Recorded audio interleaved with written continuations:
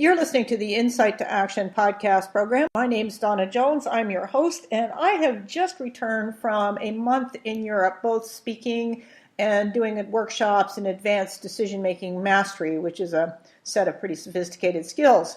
So today I thought I'd do something a little bit different because I observed quite a bit of interest while I was on this last trip in becoming better at handling the rapid change that we've got underway, particularly when you go through the lens of decision making. So part of that, when I do these workshops, involves the neuroscience of conversations, and probably the best resource for that is Judith Glaser, who has written Conversational Intelligence.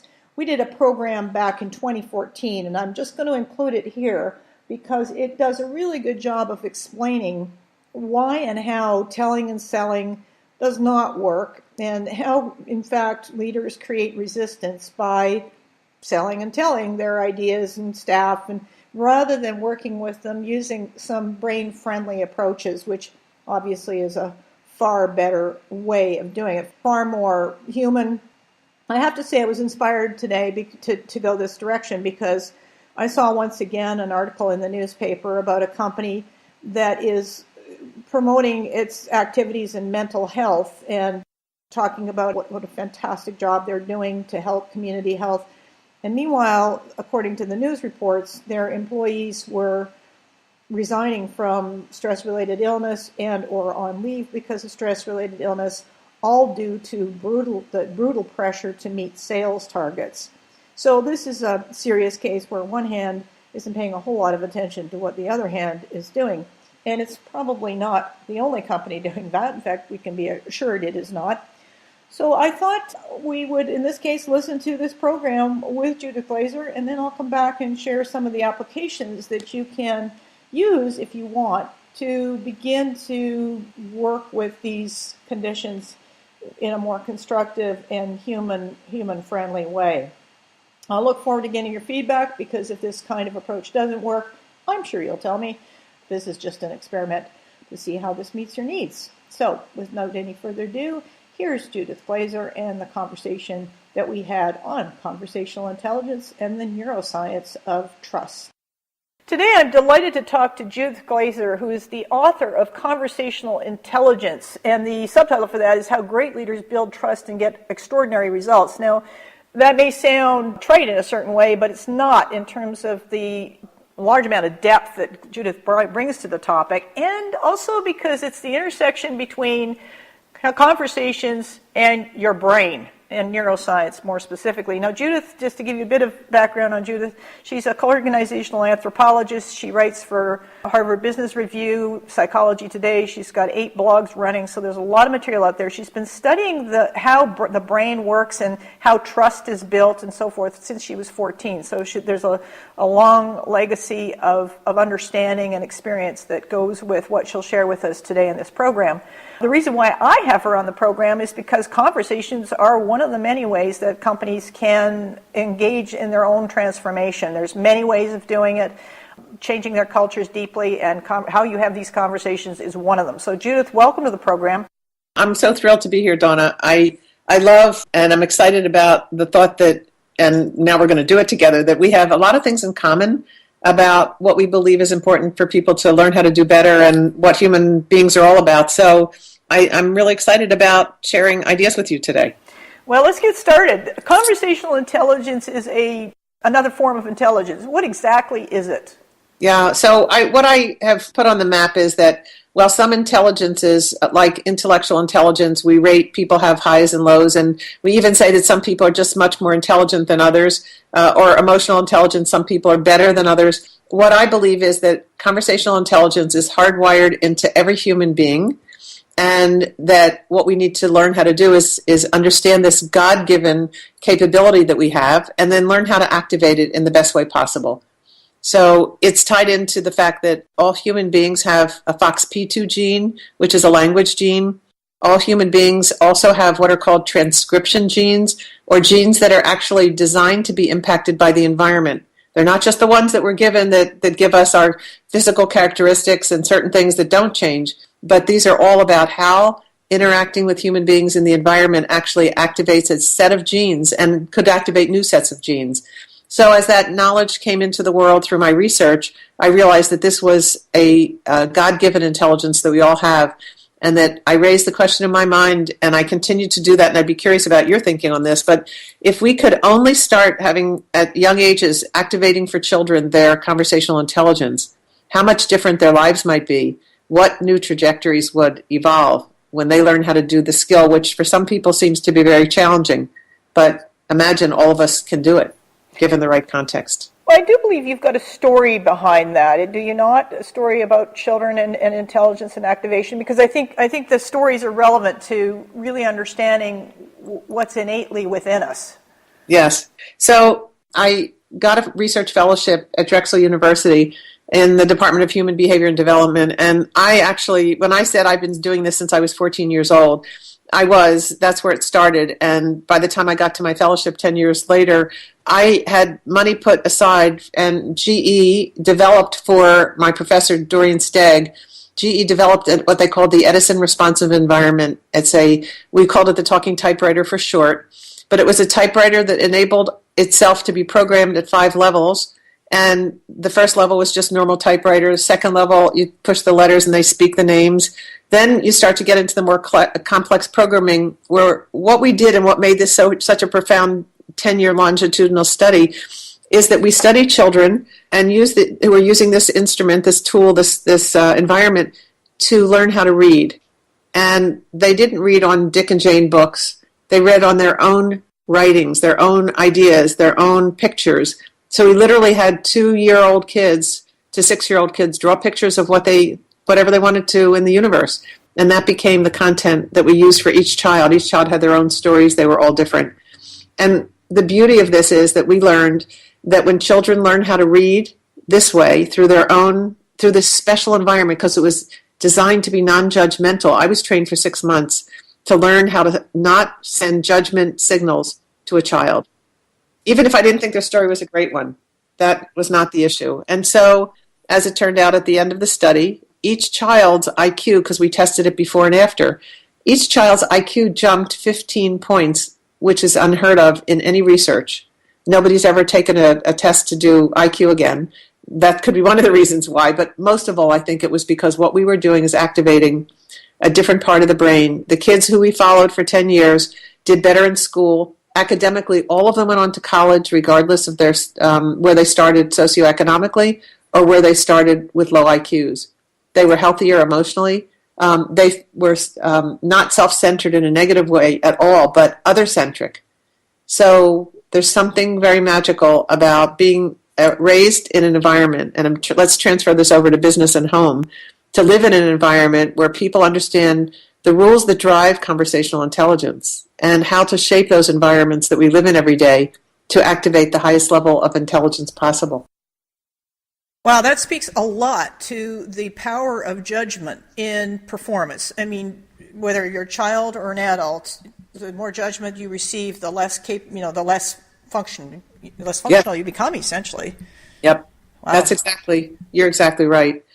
The question is that a lot of people aren't aware when they're sending signals of judgment.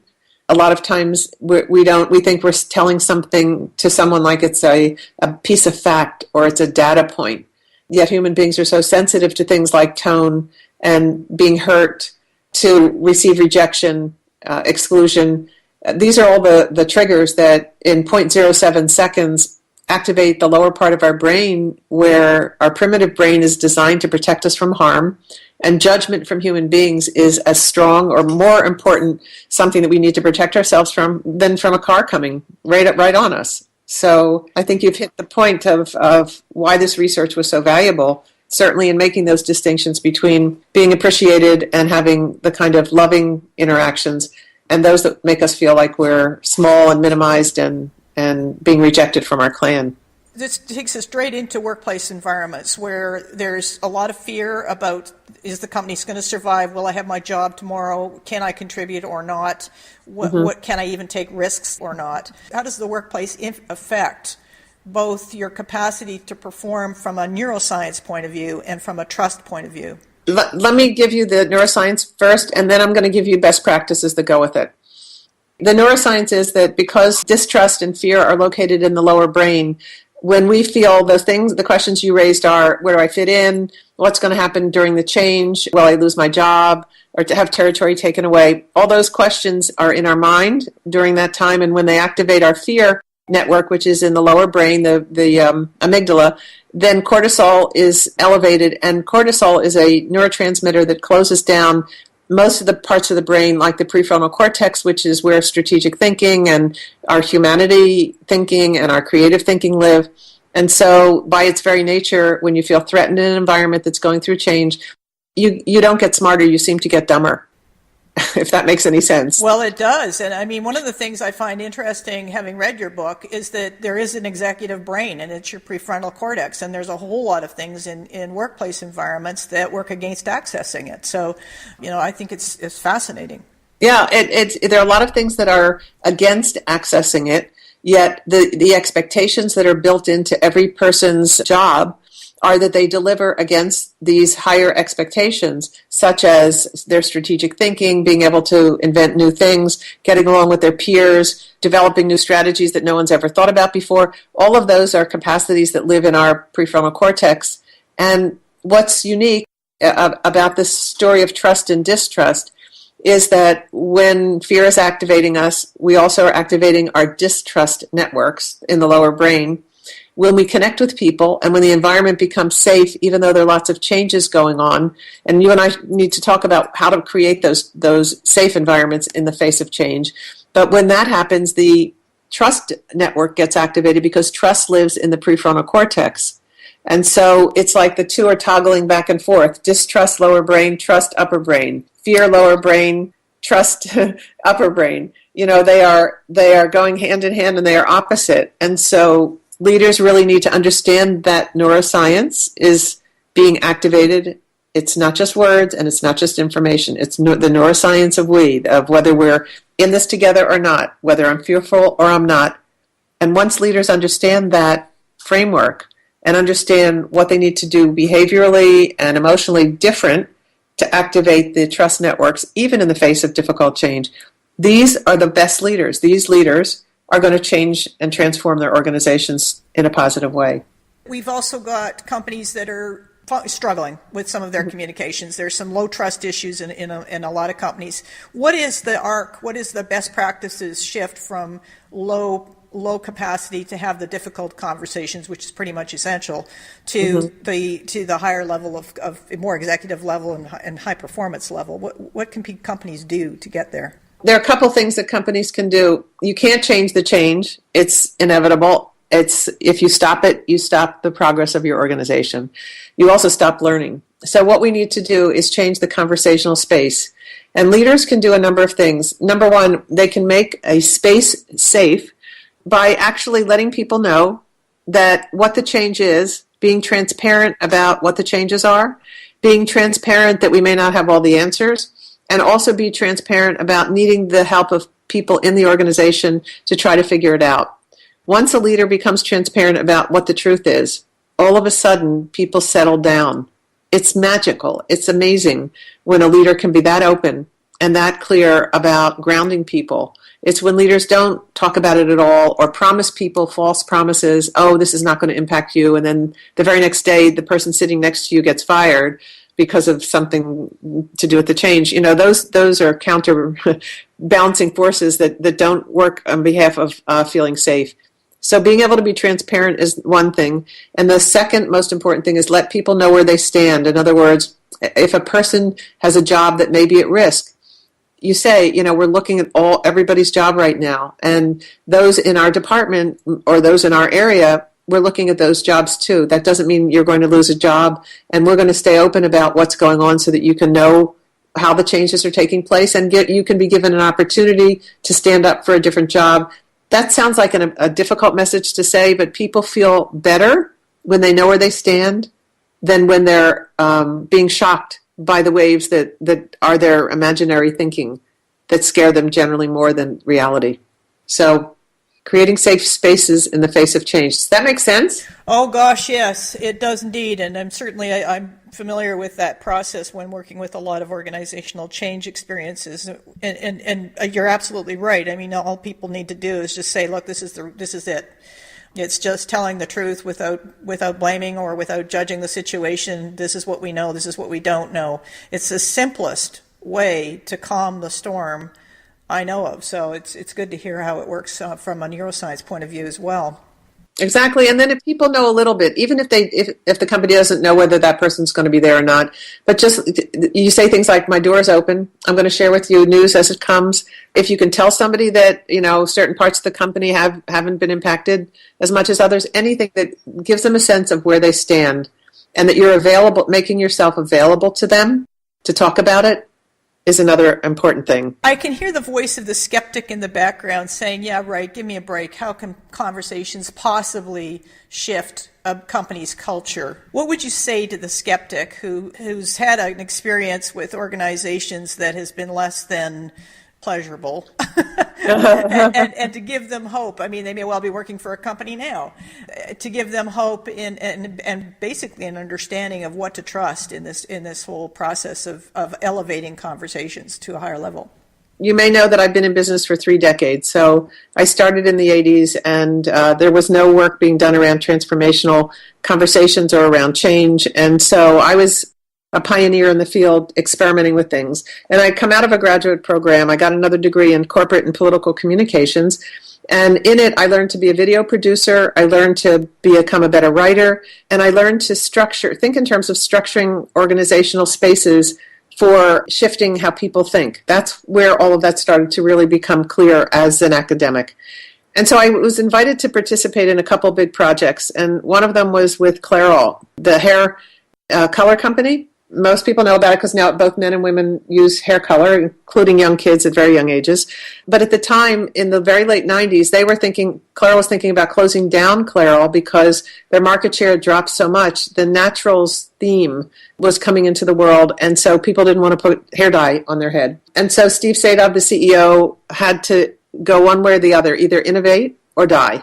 And so as a incredible executive, forceful and dramatic thinker, I was invited to participate in the company by creating a communication network inside of Clairol so that people could share information during the change. So I produced a video every 6 weeks. I did 2 newsletters, one called The Challenger, the other called The Manager. One about how people were challenging the status quo, the other about what things people needed to learn to do differently in order to be change agents. And I also created a facilitator's guide for people to have conversations about what was going on in the change.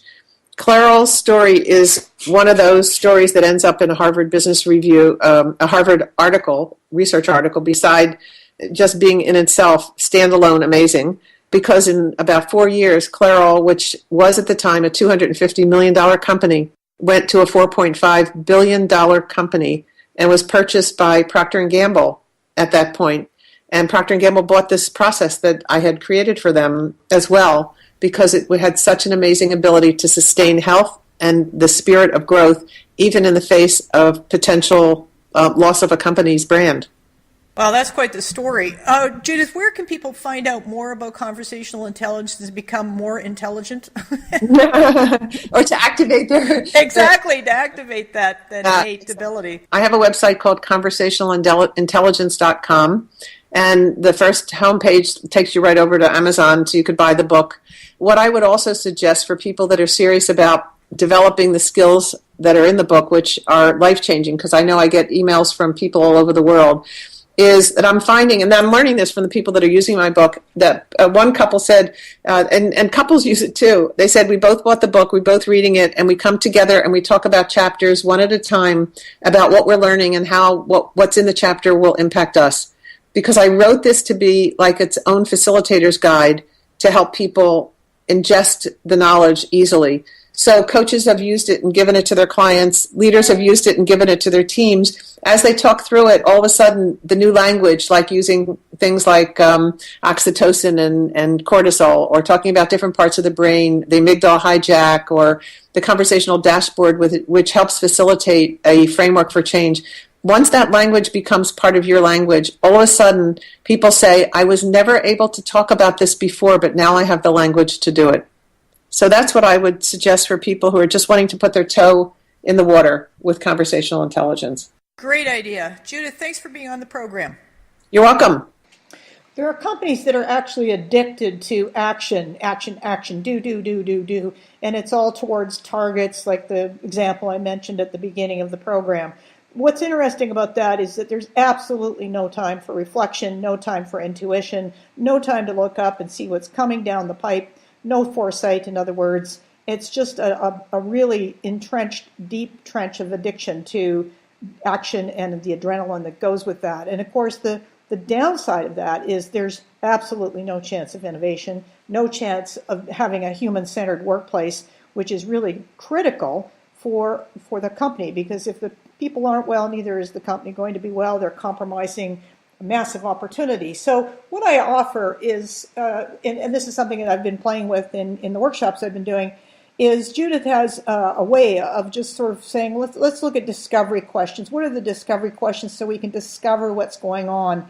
And then how can we work together to do things differently? And what would be the outcome that we could look for there, not in terms of specifics, but in terms of accomplishment? What kind of accomplishment are we looking for? Because companies are shifting from engineering outcomes toward actually creating on short loops in terms of iteration, 30-day, 2-week, whatever the framework happens to be, short loops of confidence, getting things done, but getting them done in short term. So you get immediate feedback from the environment on whether this works or whether it doesn't. And you can apply this in your own life as well. It's another way of doing it. It's certainly, and it's a good place to practice, is that reality is changing extremely fast. And so to get locked into any particular plan or firm set of steps to get somewhere is really going to be working against your progress. So much better to try things on in short-term loops,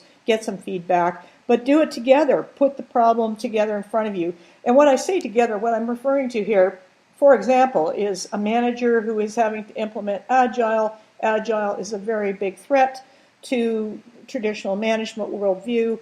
And so instead of fighting one another, instead of making this increase the tension in the workplace, let go of the tension, put the opportunity in front, and see what you can create out of it that benefits everybody. That's the real, more mature way, but it does take a sophisticated set of skills to pull off. With respect to the targets and sales and the putting pressure on people to come up with completely meaningless target metrics, this is where companies must rethink their approach to how business gets done, because these are companies that are not generating health internally, and so they can hardly generate wealth externally. The numbers are there. We know the research is there, but companies refuse to believe it because they still are stuck in the idea that if they focus on profit, they'll accomplish more, which is a long ways from the actual truth. Anyway, I hope that gives you some ideas of how to proceed. Step back, get some discovery work done in, some questioning and so exploration, and then look at what can be done differently for taking action. Break that loop of run, do, and you'll have some chance to pivot and create much better outcomes for everyone, both personally as humans in the workplace and also for the customer, who often gets left out in the course of running like mad. This is a shorter program this week. It's simply due to the fact I've been traveling a lot. More programs coming up. Thank you for sharing. I really appreciate the support. You'll find me on Twitter at EP.Dawna, DAWNA _Jones.